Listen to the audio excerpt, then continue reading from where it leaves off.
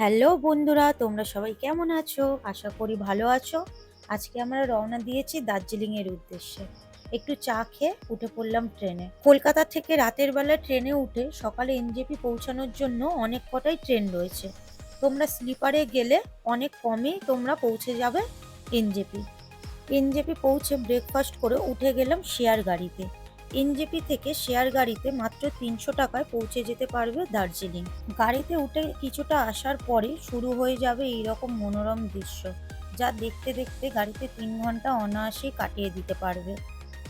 বর্ষার পাহাড়ের আবহাওয়া কিন্তু একেবারেই আনপ্রেডিক্টেবল।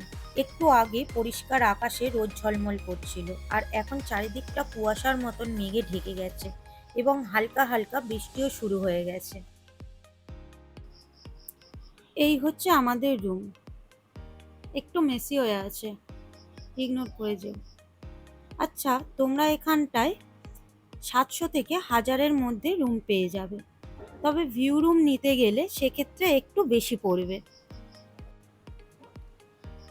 আমাদের রুমটা থেকে ভিউটা দেখো জাস্ট।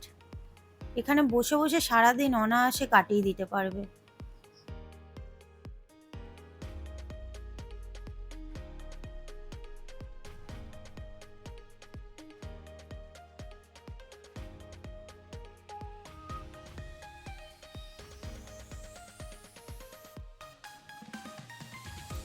আমরা খেয়ে দিয়ে রেস্ট নিয়ে সন্ধেবেলায় চলে এলাম ম্যাল রোডে।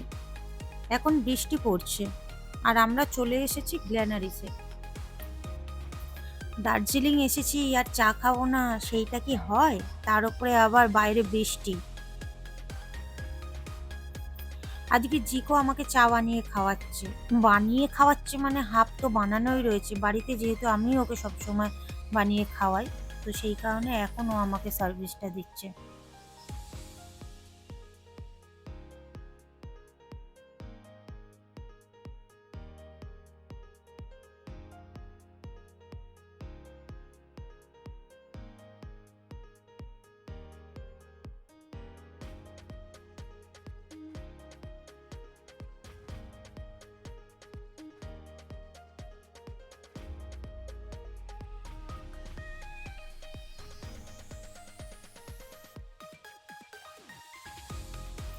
খাওয়ার পরে একটু ফটোও তুলে নিলাম। আমরা রাতে লোকাল স্ট্রিট ফুড দিয়েই ডিনারটা সেরেছিলাম। পরের দিন সকালে বেরিয়ে দেখি ভালোই জোরে বৃষ্টি হচ্ছে আর চারপাশটা পুরো ফগে ঢেকে গেছে।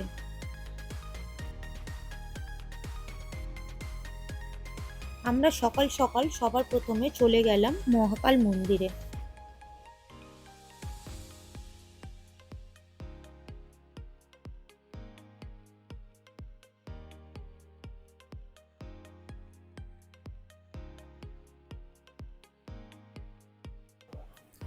এত সুন্দর হয়ে রয়েছে পরিবেশটা যে মন্দিরে ঢোকা মাত্র মনটা অন্যরকম হয়ে গেল। এই মন্দিরটা মহাকাল মন্দির হলেও অনেকটা বৌদ্ধ মন্দিরের আদলে তৈরি করা।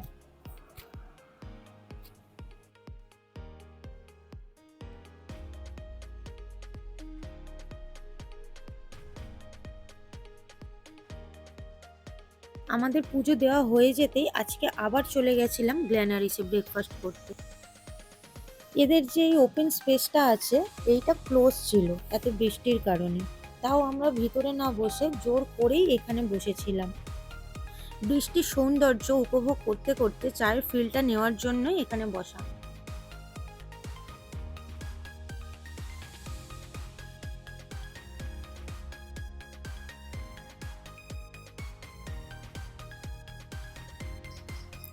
ব্রেকফাস্টটা করে নিয়েই আমরা সাইট সিনের জন্য বেরিয়ে গেছিলাম। প্রথমেই আমরা চলে গেছিলাম পিস পাগোডা।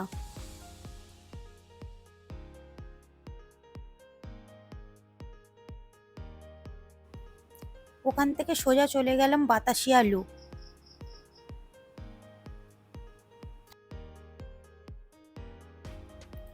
সত্যি কথা বলতে বর্ষায় পাহাড়ের এই রূপটা দেখতেই আমাদের এখানে আসা।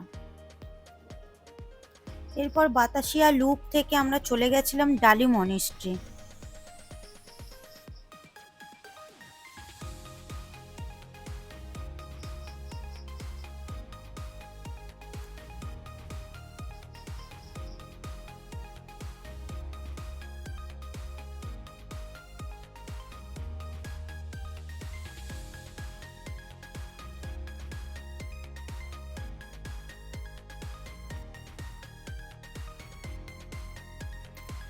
এই জায়গাটা আমার অসম্ভব সুন্দর লেগেছে।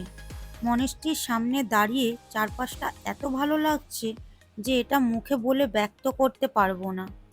এই ফিলটা নেওয়ার জন্য অবশ্যই এখানে আসতে হবে। এদের এখানটায় ঢোকার মুখে একটা ক্যাফে রয়েছে, তোমরা চাইলে ওখানটা বসেও অনেকটা টাইম কাটাতে পারবে।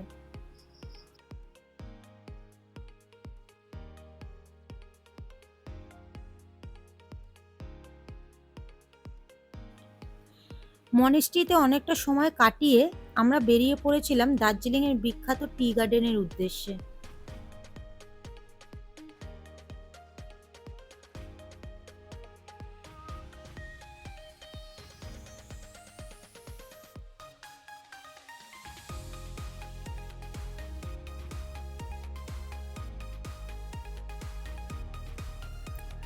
আমাদের ঠোঁট যখন চায়ের কাপে চুমুক দিচ্ছে আর তার সাথে হালকা হালকা বৃষ্টির ফোঁটা আমাদের শরীর ছুঁয়ে যাচ্ছে, এই ফিলিংসটা সত্যি তোমরা ভিডিও দেখে বুঝতে পারবে না।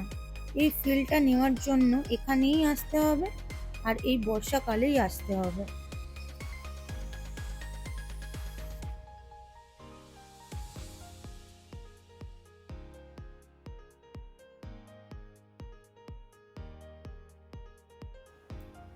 এখান থেকে আমরা চলে গেছিলাম জুতে, ওখান থেকে হয়ে আমরা চলে গেছিলাম মিউজিয়ামে।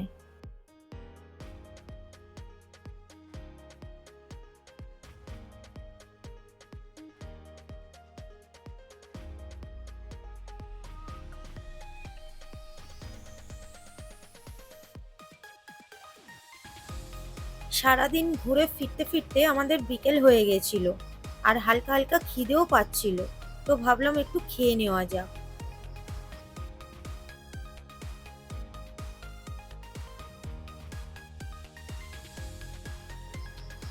আমরা দুরকম মোমো অর্ডার করেছিলাম, ফ্রাইড মোমো আর প্যান ফ্রাইড মোমো, আর তার সাথে কিন্তু স্যুপ দিয়েছিল। দুটো মোমোই খুব ভালো ছিল, সাথে স্যুপটার টেস্টটাও কিন্তু দারুণ ছিল।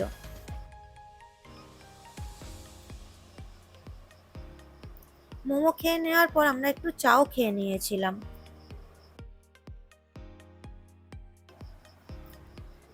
রাত্রে আমরা ম্যাল রোডের পাশের গলিতে থাকা মহাকাল রেস্টুরেন্ট থেকে রাতের খাবার এনেছিলাম। আমরা নিয়েছিলাম একটা মাটন থালি, পরোটা আর 1 প্লেট মাটন। সবকটা খাবারই কিন্তু খুব ভালো ছিল।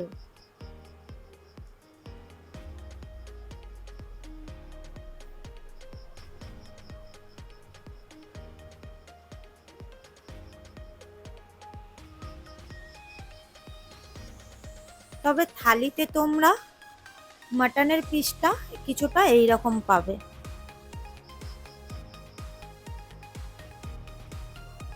মাংস কম হাড় বেশি।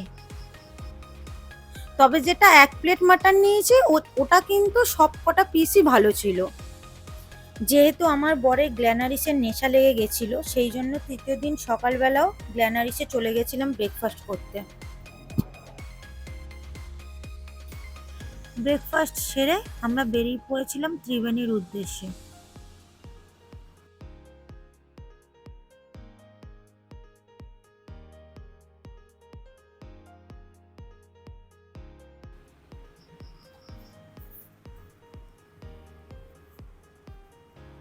এই হলো ত্রিবেণী। ত্রিবেণীতে আমরা যখন গেছিলাম তখন কিন্তু ট্যুরিস্টদের জন্য ত্রিবেণী বন্ধ রাখা ছিল। আমি আর আমাদের ড্রাইভার দাদা দুজন মিলে পুলিশকে রিকোয়েস্ট করাতে কিন্তু ওরা আমাদেরকে পারমিশন দিয়েছিল, তবে বেশিক্ষণের জন্য নয়। পর্যটকদের জন্য ভ্রমণের অনুমতি না থাকার কারণে আমরা জায়গাটা একেবারে ফাঁকা পেয়েছিলাম। এত সুন্দর একটা জায়গা, একাকিত্বে প্রকৃতির এত সুন্দর রূপ দেখার অনুভূতিটাই আলাদা ছিল।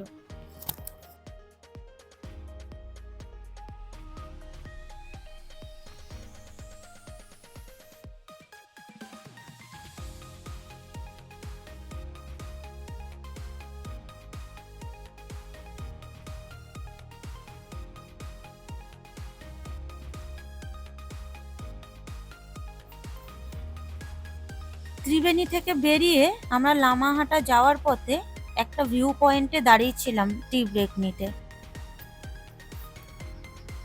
পাহাড়ে কত দ্রুত আবহাওয়া পরিবর্তন হয় সেইটা তোমরা ভিডিওটা একটু মন দিয়ে দেখলেই বুঝতে পারবে।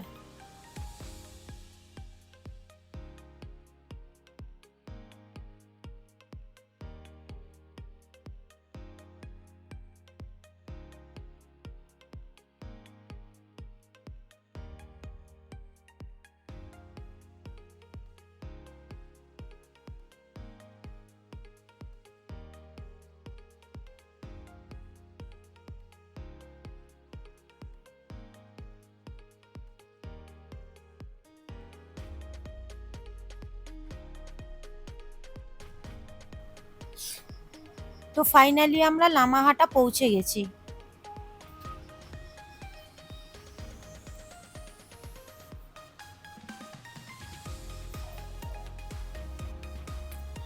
এটা লামাহাটার বিখ্যাত পাইন ফরেস্ট।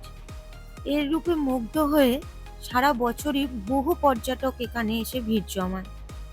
ভিডিওতে দেখে কতটা ফিল করতে পারবে জানি না, কিন্তু চোখের সামনে যা দেখছি এক কথায় অসাধারণ।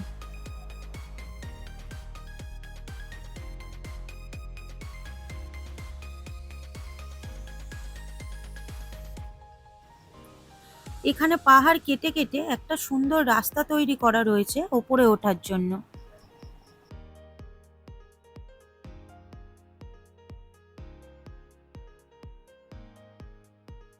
রাস্তাটা এত সুন্দর যে তোমরা উপরে ওঠার সময় প্রতিটা মুহূর্ত প্রকৃতিকে দু চোখ ভরে উপভোগ করতে পারবে।